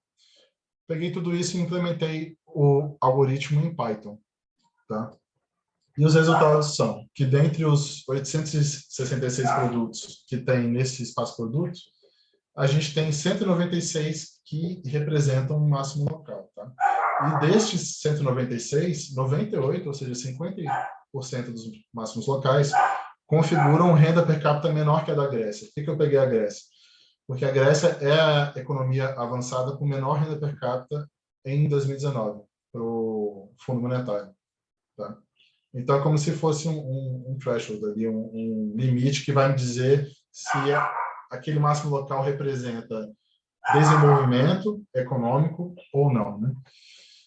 Da mesma forma, dentro entre esses 866 produtos, 246 caem nos máximos locais representados pela renda per capita das economias não. É aqui que eu estou precisando que eu quero muito entender esse gráfico aqui. Estou achando isso interessante, mas não estou entendendo. Eu preciso de uma explicação um pouquinho mais das quatro, não da de criança, mas eu preciso mais uma intermediária. Os produtos estão ordenados aqui Isso, eles estão ordenados por PROD final, ou seja, a renda per capita final, né? Então, começa mais ou menos ali nos $10.000. Vamos lembrar aqui que o PROD é médio, tá? Médio. Então, tem um país muito pobre que exporta aquilo, que tem $500 de renda per capita, mas tem outro de $20.000 que exporta. Então, o PROD médio ele vai dar uma chapada, tá? E aí, essa linha laranja no começo, à esquerda, ela vai representar meio que o teto, né, o PROD final. Tá? Então, eu comecei, né, no PROD inicial, 5 mil, né? Até onde que eu posso chegar?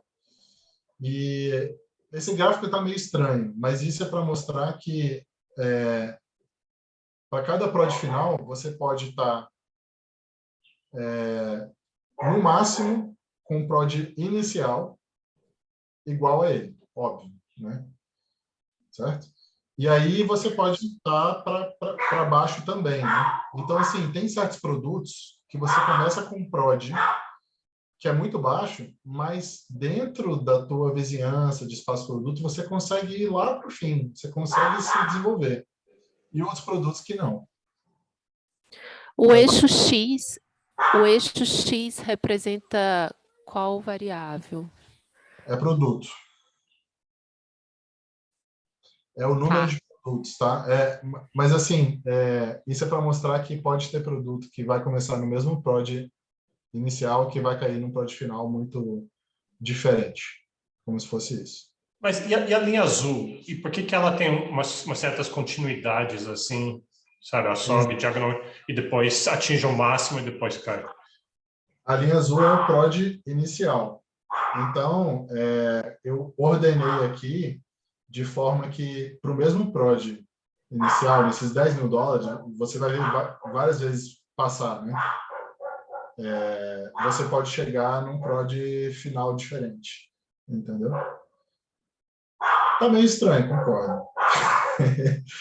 Mas foi o melhor jeito que eu achei de retratar isso. Mas então assim, se eu estou aqui no meio, eu estou mais ou menos lá no 430. Aí isso quer dizer eu suporto esses 430 e aí eu incorporo mais um? É isso? O 430, ali entre o 430 e o 530. O que significa isso? É que existe uma faixa de produtos cujo prod final vai ser 40 mil dólares. E aí, para essa faixa de produtos, quais são os produtos que começam com prod desde o menor aqui possível até o maior?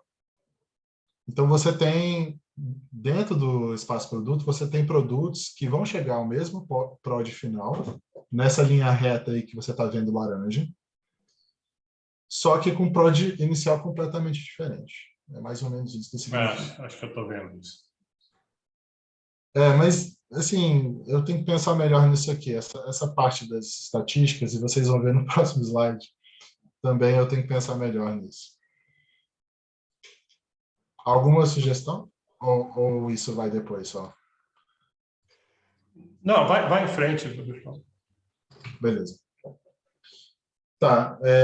Outra coisa é que esse toy model aqui que eu fiz, ele não prevê armadilha de pobreza. Como eu já falei, o PROD é uma média, então ele vai achatar de um lado e de outro, né? Vai ter, sei lá, país que tem renda per capita de 70 mil dólares, você não tem nenhum PROD eu acho, de 70 mil, e tem país que tem renda per capita de 500, e você não vai ter PROD de 500, vai ter de 10 mil.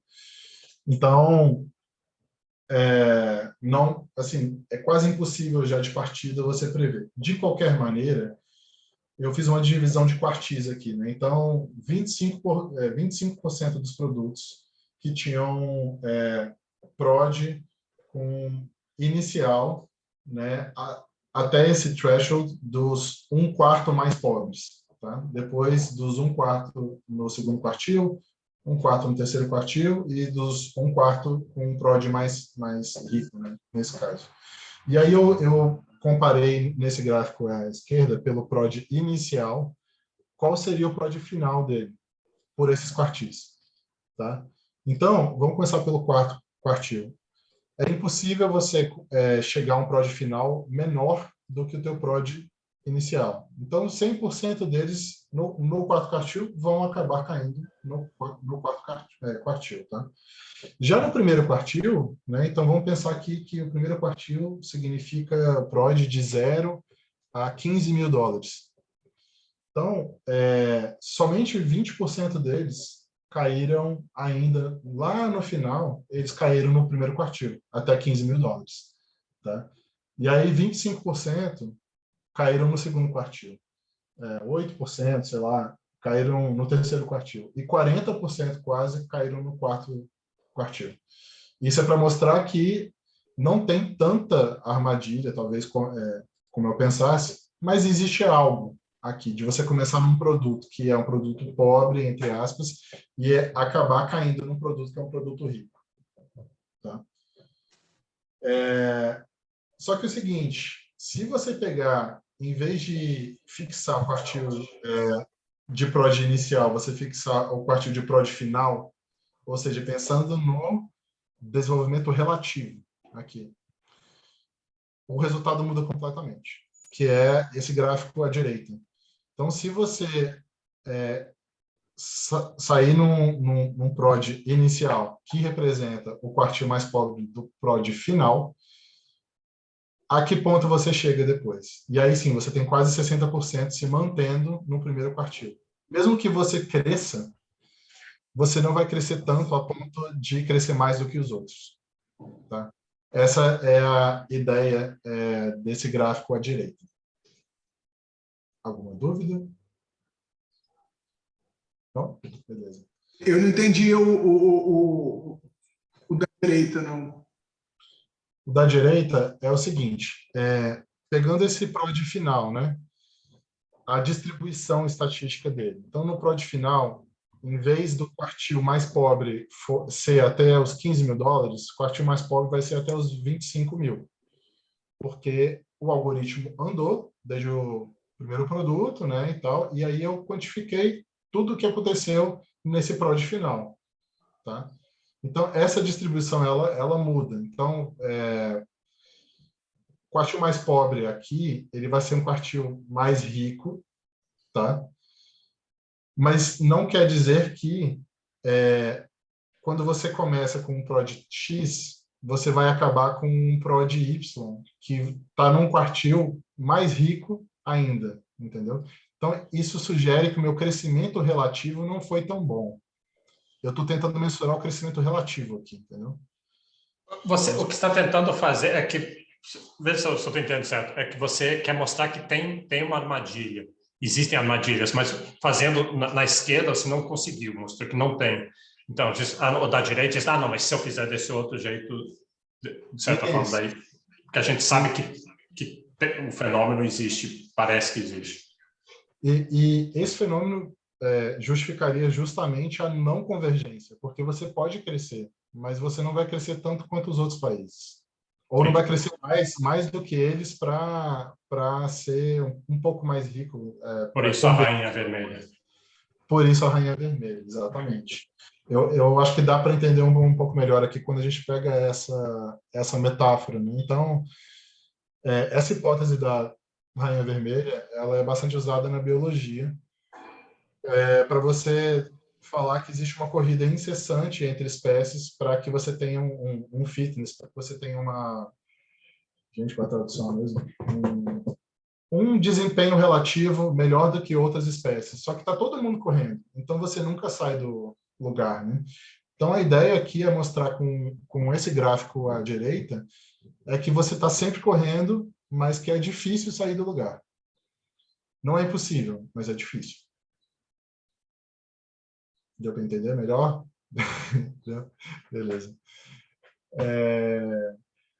Esse slide aqui, eu fiz basicamente ele por causa do paper de 2018, lá do Pinheiro e do Hausmann, que eles falam que o degree, que o grau de conexão da atividade, ele é muito importante para você disseminar em cima do espaço-produto. Mas o que eu quero aqui não é disseminar em cima do espaço-produto, eu quero maximizar o meu prod. E aí, quando você tem isso, o grau de conexão inicial, ele não importa tanto. Ele importa um pouquinho, mas ele não importa tanto. Né? Então, assim, o máximo de conexões no espaço-produto que uma atividade tem é 10. Tá? E numa regressão simples, para cada conexão que eu tiver, isso me dá adicionalmente $162. É muito pouco, é no máximo $1.620 de prod. Então, não é tanto isso que importa mais aqui. O que importa mais aqui é o número de passos que eu consigo dar. Tá? provavelmente tem outra coisa aqui mais interessante que importa mais, mas eu quis trazer aqui o número de passos para mostrar que quanto mais passos você dá, geralmente mais rico você vai ficar. Se você não consegue dar passo porque você já é rico, tudo bem. Mas se você for pobre, o melhor é você dar muitos passos. Basicamente isso. Beleza, então vamos para os próximos passos aqui. São 3 ideias, basicamente. A primeira ideia é avaliar aquela curva AUC que mensura os positivos e os negativos, né? Então, foi lá o Hausmann e o O'Cleary e falaram que o EcoSpace deles é melhor do que o espaço-produto. Mas o que eu estou propondo aqui é um refinamento do espaço-produto, e um refinamento direcional, né? Que é mais ou menos o que o EcoSpace faz. Então, como que isso pode ser um refinamento? É que mesmo que a densidade em torno de um produto seja alta para aquele país, passar a exportar aquele produto pode não ser legal, porque o PROD dele é menor, entendeu? Então, ele não vai fazer aquilo, porque os recursos produtivos eles não vão se organizar de forma a você produzir algo que tem uma renda per capita menor do que a que você já tem. Tá? Então, a ideia aqui é, com esse novo espaço-produto, tentar recalcular qual seria a AUC aí de aparições de novas exportações para os países. Queria o feedback de vocês sobre isso. Essa é a primeira ideia. A segunda, o que a gente tem que maximizar, né? Então, beleza, eu peguei uma função objetiva que é de renda per capita, mas talvez a função mais óbvia seja o próprio índice de complexidade do produto, né? Então, existem armadilhas de complexidade, será? Não sei. E tentar interagir isso com o PROD, talvez, né? Em que grau a renda final seria afetada caso a maximização ela ocorresse sobre a complexidade, e não sobre o PROD, né? Então, como não cair em armadilhas de renda, né? Eu posso tentar maximizar, me difundir em produtos que tenham maior complexidade e não maior PROD. E, por outro lado, tem esse paper do Hartmann com o Hidalgo, que ele faz um PROD só que de Gini. Tá? Então, ele associa um índice de desigualdade para cada produto. E aí eu poderia fazer várias perguntas aqui também, né? Se existe uma correlação, clusters aqui no espaço-produto que tem alto PROD e, ao mesmo tempo, alta desigualdade. Porque isso pode me botar numa sinuca de bico social, por exemplo, né? Se a maximização de alguma função objetivo poderia acarretar menor desigualdade ou acarretar maior, né, nesse caso. Se a minimização de desigualdade daria algum resultado interessante sobre as outras variáveis. Vai que eu tenho menos armadilha de renda quando eu minimizo desigualdade. E talvez computar uma curva de Kuznets desse espaço-produto. Ver se a partir de certo ponto eu tenho essa curva ou não. Não. E a dimensão assim, da produtividade, você considerou de alguma forma? Teria alguma extensão interessante para fazer? Sim, na ideia original teria produtividade, mas ainda está muito ruim a ideia, que é assim, eu aceito uma renda per capita menor. Eu chego lá, daqui a pouquinho eu chego lá. Tá, e a próxima ideia que tem a ver com isso. Renan, deixa eu voltar essa ideia do maximizar o quê? Então, tem a ideia de desigualdade, a ideia de PIB, mas que tipo de outras coisas podiam ser? Por exemplo, podia ter poluição, CO2, né, essas coisas. Mas eu também pensei uma coisa assim, se eu estou fazendo política industrial, de maximizar a minha renda, as minhas propinas, ou podia ser, sabe, esses setores que vão ser estimulados são os setores que o meu apoio político, o nacionalismo, quando fala maximizar, o que podia ser variáveis como essas? Poderia, com certeza, poderia ser emprego também, por exemplo, que emprego, de política industrial. Nessa parte já mais de política, né? Processos políticos, talvez propina, como você disse, ou, enfim, lobby, né? Talvez botar lobby aí no meio. Acho que seria interessante. Fala, João. Renan, mas é para tentar aproveitar esse espaço para a gente também tirar nossas dúvidas, é porque no meu projeto de tese, a minha ideia é tentar relacionar esforços para a constituição de sistemas de inovação na América Latina e a complexidade econômica desse país, né? E aí tem um estudo que é mais contextualizado, né, de questão de instituições, né, de esforços que não são tão quantificáveis e tentando relacionar isso com, de fato, com a complexidade deles. E aí uma das questões que eu estou tentando ver, que eu fiquei até um pouco embargado, é sobre como, de fato, existem elementos como, por exemplo, capital social, que envolve várias questões, né, como ele afeta a complexidade econômica. Existem alguns autores que trabalham isso, né? Então, por exemplo, no tempo que o Brasil ele mais diversificou sua indústria, sua produção industrial, de fato, sua complexidade, foi um tempo muito marcado negativamente por elementos sociais, né? Nós tivemos uma ditadura, várias ditaduras, na verdade, no Brasil, né? Então, existem muitas discussões que tentam relacionar essa estrutura social com a complexidade de um país.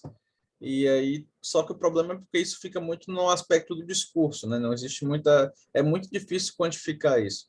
Inclusive, foi um dos meus interesses aqui na disciplina, tentar entender como é que se dá essa coesão social, como é que isso afeta, né? Aí pode entrar para cultura, democracia, enfim. Aí, quando você fala sobre maximizar o quê, eu fico muito pensando, né? Não sei se estou fugindo do teu ponto, né? Mas se estiver fugindo, tu me fala que qualquer coisa eu corto. Mas por exemplo, como é que, de fato, estruturas políticas mais ou menos democráticas, como é que maior ou menor concentração de renda, como isso afeta a complexidade de um país, sabe? Nós industrializamos com concentração de renda, né? Um modelo pouco democrático. Como é que... E a ideia de capital social, por si só, ela existe em vários conceitos, né? Mas como é que essa organização social ela é afetada ou afeta a complexidade do país, sabe? E tu sabe de alguma forma de mensurar isso, de tentar botar isso no modelo? Porque é uma grande dificuldade que eu tive. Se eu fugir, me desculpa, viu, se eu fugir da questão. Eu acho que faz todo sentido. Tamo junto, tô na mesma que você, na verdade. Eu não saberia muito bem como fazer isso, e eu acho que cairia como uma luva para minha tese. Tá? E, para além disso, é difícil você ver as relações de causalidade, né? É muito difícil. Entendeu? Então, o que vem antes? Geralmente é co-evolução, pelo menos esse é o meu pensamento, mas assim, é bem difícil você analisar nesse sentido. Aí, só para te mostrar aqui, João, que uma das coisas para mim, né, desse PROD, é justamente isso, é ver se tem alguma medida de instituições que eu possa botar ali naquela atividade, ou de cultura, entendeu? E ver no que dá, entendeu? Mas isso ainda é muito incipiente. Eu ia conversar com o Bernardo sobre isso mais para frente, assim. Beleza. Se tu descobrir alguma coisa, tu me avisa também, que eu tô nessa. Viu? Beleza. Eu sei que teve uma apresentação do Miller que era sobre hiperplanos e cultura, e eu fiquei com isso na cabeça, de testar diversos tipos de cultura, né, aquele 0, 0, 1, 1, 0, não sei o quê, e ver se isso tinha a ver com o espaço-produto. Eu não sei se você assistiu, João Vitor, em EB, agora no semestre passado, mas eu fiquei com isso na cabeça enfim. Bom, enfim, vamos ver, mas qualquer coisa eu te falo. Beleza. Último passo, então, seria essa ideia de explore, né? Então, uma das coisas que o Miller falou já várias vezes, essa abordagem de exploit versus explore, né? Então, o explore, tradução meio ruim, mas é basicamente quando você fica extraindo ao máximo, né? Então, essa heurística de você sempre pegar o prod máximo é muito de você extrair, muito dessa exploração, né, do exploit. E eu queria saber se não tem como fazer algo um pouco diferente, alguma estratégia mista entre exploit e explore, né? E aí tem essa heurística chamada de simulated annealing, que é recozimento dentro da metalurgia, e eles pegaram e fizeram algoritmo em cima disso. E esse algoritmo ele é um algoritmo de otimização, né, de você achar máximos, só que ele consiste em uma busca local probabilística. Então, você bota um parâmetro probabilístico e fala, de vez em quando eu vou, na verdade, desbravar. De vez em quando eu posso ir para um prod menor. E aí ver no que é que dá. Naturalmente, essa heurística resulta em menos máximos locais, né? Mas a grande coisa aqui é o seguinte, para eu desbravar, isso tem um custo. Isso tem um custo. Primeiro, eu não sei se vai dar certo, né? E segundo, você está abrindo mão de um payoff, que é o payoff do exploit. Então, assim, a ideia aqui é tentar, talvez, criar um modelinho simples para ver até que ponto que vale esse custo. E se isso evita o tal do lock-in dentro do espaço produto. Aí, Débora, eu volto na sua questão. Vamos lá.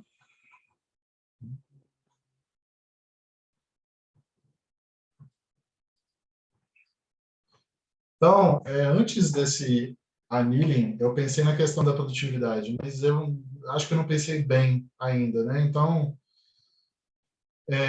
como é que eu poderia, talvez, medir isso? Você conseguindo ser produtivo a ponto da renda per capita daquele produto ser, na verdade, maior até um percentual. Então, eu sou bem produtivo e eu quero pular de galho em galho no espaço produto. Se eu me deparar com uma vizinhança de um produto que é só 10% menor em termos de renda per capita, beleza, eu vou para frente. Entendeu? Porque, na verdade, para o meu país significa maior. Mas essa ideia ainda não está legal. Vou pensar direitinho. É isso. Renan, o próprio PROD, desculpa, ele é um indicador que é usado como de produtividade, mas eu também não acho legal para isso, né? Que é a produtividade do produto exportado. Porque, por exemplo, se às vezes você tem um PROD alto, aí pensa, não é porque ele influencia a renda per capita, é porque o país de renda per capita alta já exporta aquilo. Mas você não tem como dizer que ele é um produto de alta produtividade, sabe? A causalidade fica meio fraca nesse sentido. Não, com certeza é fraca, e eu acho que a produtividade tem que estar mais ligada à heurística aqui, ao algoritmo que eu vou usar, ou algum parâmetro aqui, entendeu? Só que eu não consegui pensar nele, eu não consegui pensar em algoritmo, enfim, tem que ver. Tem assim, uns jeitos indiretos de pensar sobre produtividade, como abertura econômica, como isenções, assim, né, distinções que são feitas entre competidores, questões institucionais que impedem a produtividade. E aí tem alguns índices que são desenvolvidos nesse sentido, tem até uma agenda de produtividade que o BID faz as comparações, talvez seja interessante olhar por esse lado também, né? Eu sei que você tem a matriz de produtos, mas também, né, olhar por... Talvez seja uma saída, não sei. Eu posso te mandar uns documentos depois. Talvez até para tentar prever, fazer esse refinamento dessa A, o C aqui, quando o país talvez seja mais produtivo, daí você pode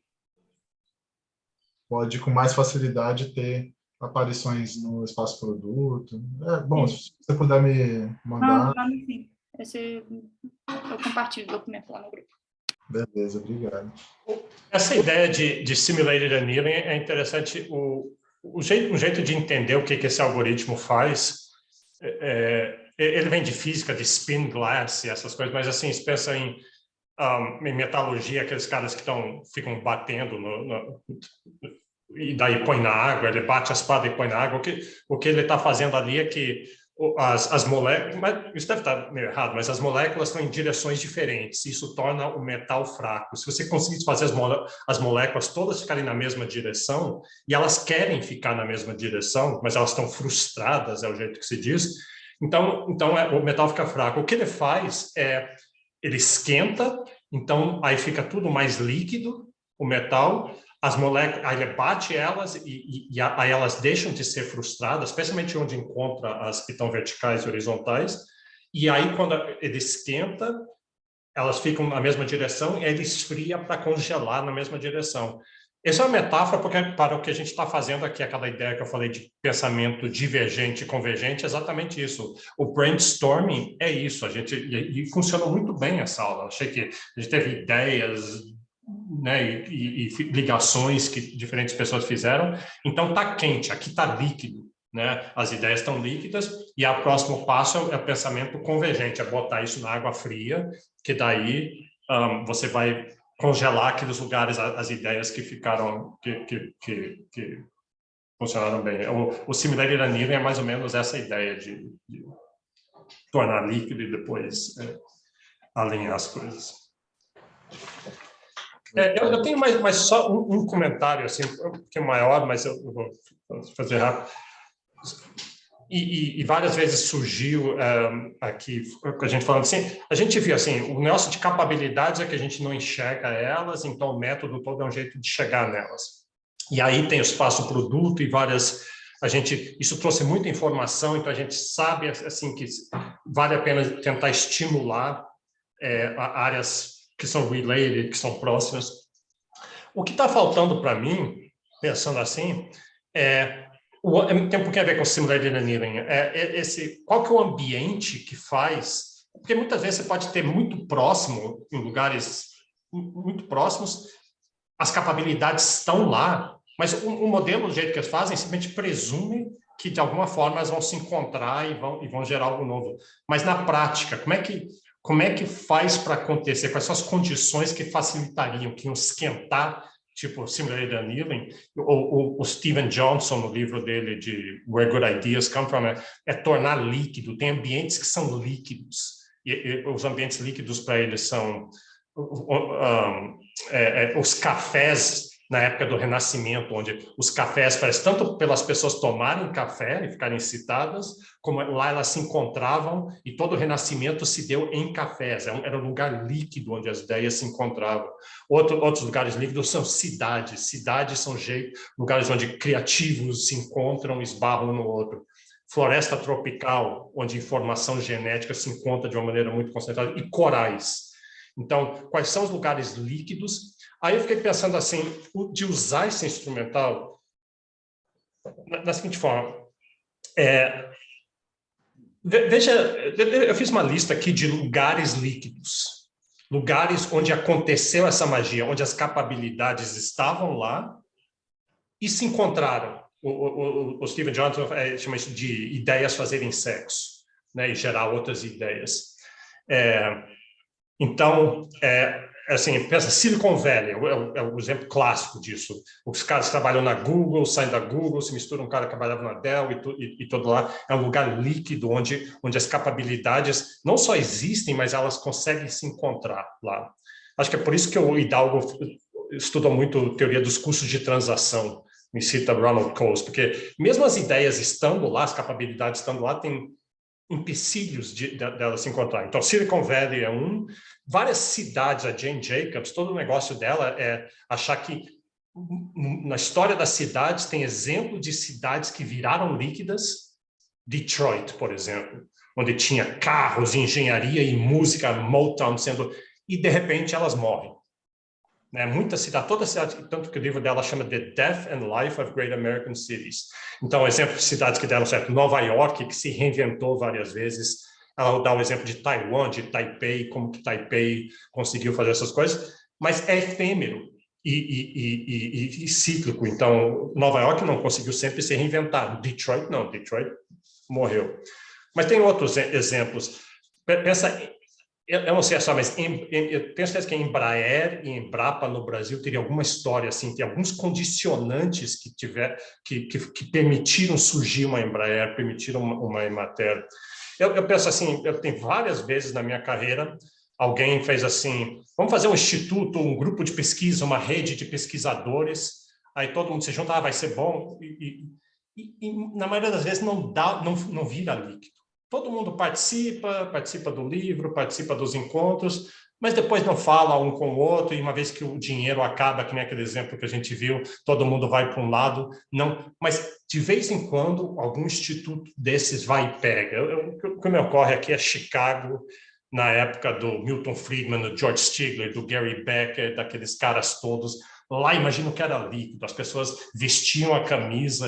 Então, quais são os condicionantes necessários para fazer essas coisas acontecerem? O pessoal que trabalhava na ISNI, que era eu participei do New Institutional Society no começo, até mudou de nome, lá tinha alguma coisa que fazia acontecer. E tem um monte de outros exemplos onde não aconteceu, onde o fogo não pegou e não foi para frente.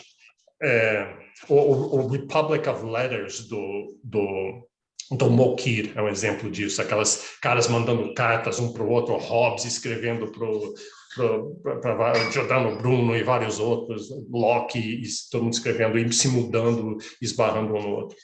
Então, vou acabar rapidamente isso aqui.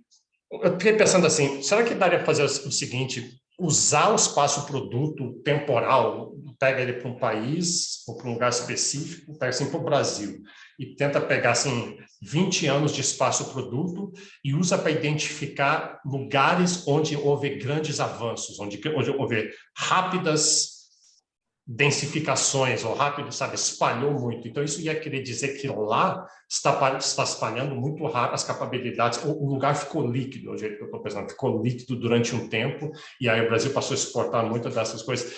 E aí, se você tem vários desses, depois fazer um trabalho separado de identificar quais são os condicionantes, quais são... Aí vem muito dessas coisas que a Débora mencionou, eu mencionei de instituições e cultura que lá estavam certos e fizeram funcionar isso. Essa é uma ideia. Legal, Bernardo, acho que dá para fazer. Acho que tem esse aparato de redes temporais, que é uma coisa que eu tenho que estudar, pretendo estudar isso no próximo semestre.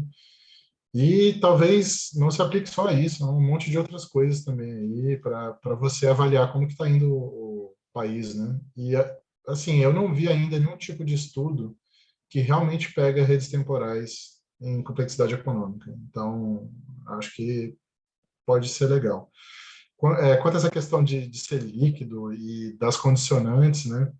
Uma das coisas que complicam essa questão de capacidades, né, é justamente essa forma agnóstica, né, que eles trazem aqui, né? Então, isso acaba complicando a identificação um pouco da parte genética, né? Que é o que a gente está discutindo aqui.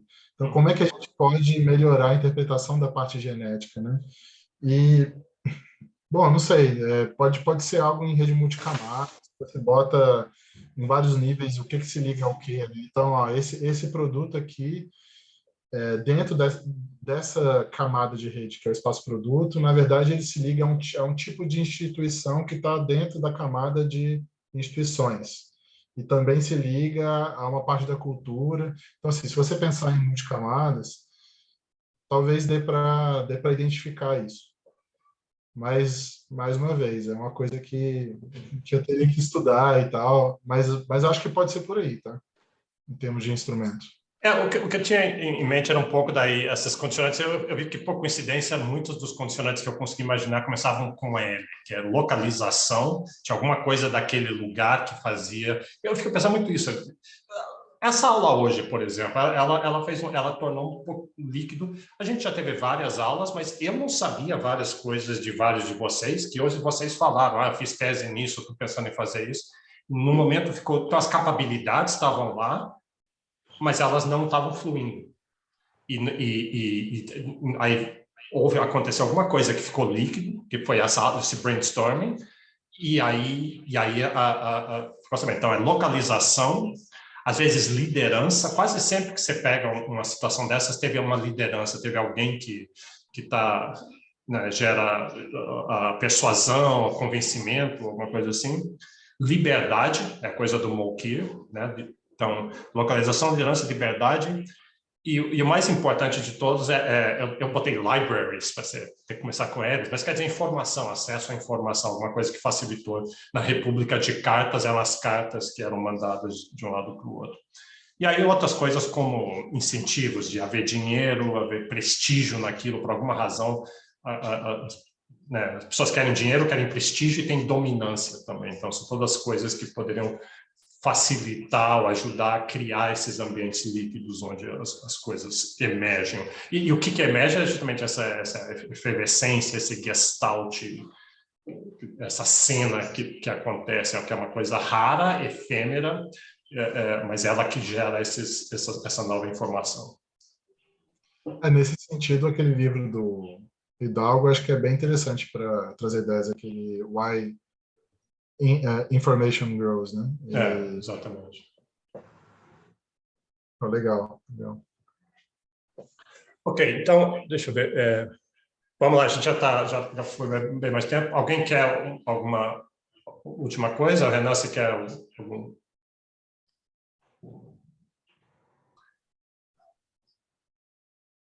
Deixa eu só dizer, então, só para concluir, uma coisa que me ajudou muito, desde o começo, com esse negócio de Hausmann e Hidalgo, eu fazia uma crítica assim, à política industrial e às vezes é bem ingênua, né? Assim, ou você faz ou não faz política industrial, ou é bom ou é ruim, e ao longo dessa apresentação a coisa ficou bem mais clara para mim, dizer, assim, como não é só fazer política industrial, porque muito do que você mostrou aqui, o Renan tem assim, tentativas de responder, mas como? Então, como é que vai fazer? Qual a estratégia? Qual o timing? Qual né, os algoritmos, os jeitos de fazer? Então, eu acho que temperou bastante minha visão quanto a isso. Legal, bom. Então, tá bom. Então, vamos parar aqui. Olha, a próxima aula, depois a gente tem que determinar... ver qual vai ser o próximo tema. Se alguém quiser o próximo tema, manda da gente fazer isso aqui de novo com o próximo tema, me avisa. E a próxima aula vai ser, eu estou precisando fazer uma aula sobre caos, teoria do caos, que é importante para a gente. Então, vai ser uma aula sobre esses conceitos. Mas eu não mando um e-mail dizendo qual que vai ser o material que a gente vai ver sobre isso. Então, tá bom. Então, vamos parar aqui. E obrigado, Renan, mais uma vez. Então, até quarta-feira que vem. Tchau, gente.